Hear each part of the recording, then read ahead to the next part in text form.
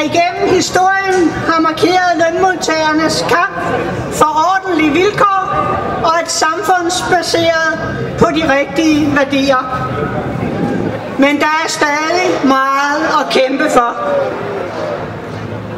FTF Region Hovedstaden arrangerer 1. maj her i Fælledparken sammen med LO Hovedstaden. Og vi er enige om, at velfærd til alle og økonomisk lighed er 2 værdier, der bare er vigtige, men de er desværre også truede, selvom vi er et velstående land. Principperne om velfærd til alle. Kontanthjælpsloftet presser børn og voksne ud i fattigdom. Mulighederne for efteruddannelse forringes, selvom behovet vokser i et digitaliseret og forandringsbaseret samfund. SU er ikke fulgt med udviklingen, selvom uddannelse er den sikreste vej til forsørgelse og medansvar for samfundet. Den borgernære velfærd for børn, elever, unge, ældre og syge er også presset. Og regeringen vil forringe kvaliteten af velfærden endnu mere.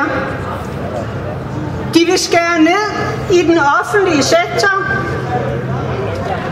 Det er ikke i orden, selvom der både bliver mange flere børn og mange flere ældre, der skal tages vare på.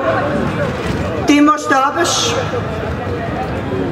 Behovet for velfærd vokser, og regeringen sparer. Det hænger ikke sammen. Derfor gør vi, hvad vi kan i FTF for at forhindre regeringens besparelser. Der skal være råd til skattelettelser. Det vil bare øge uligheden. Uligheden i vores samfund vokser desværre allerede. Det er ikke den vej, vi sammen skal gå. Lighed er en vigtig menneskelig værdi for os alle. Også ifølge OECD styrker ligheden faktisk den økonomiske vækst i samfundet og gør os alle sammen rigere. Derfor skal vi bruge dagen i dag til at minde hinanden om, at der fortsat er grund til at kæmpe for ligheden. Fortidens sejre skal desværre vindes igen og igen. Vi har for nyligt fået et tal fra Beskæftigelsesministeriet, der viser, at det desværre også går den gale vej med arbejdsmiljøet. Der er en kraftig forværring af både det psykiske og det fysiske arbejdsmiljø. Det kan og skal vi simpelthen ikke finde os i.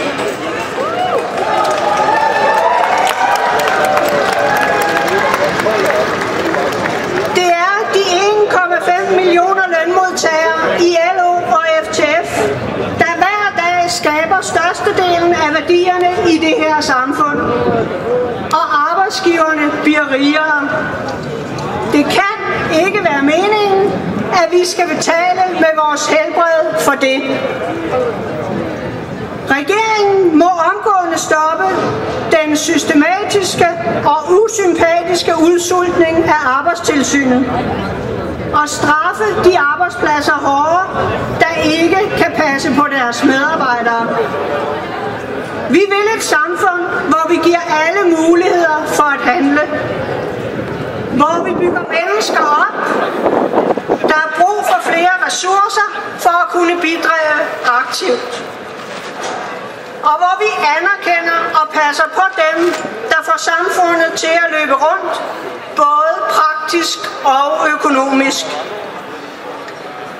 Velfærd og lighed er kimen til et sundt, handlekraftigt og retfærdigt samfund, hvor fællesskabet tager ansvar for at udvikle ny viden og uddanne mennesker til et aktivt og skabende liv.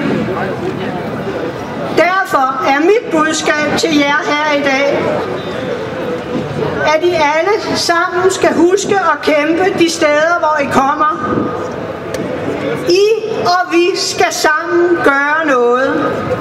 Vi skal nå vores fælles mål. Det nytter ikke, at I bare nikker og går hjem og er enige. Hvis I er enige om målet, så skal I gå hjem og beslutte, hvad I selv vil gøre. Det er sådan, vi ændrer tingene sammen. Tak fordi I er kommet, og rigtig god 1. maj.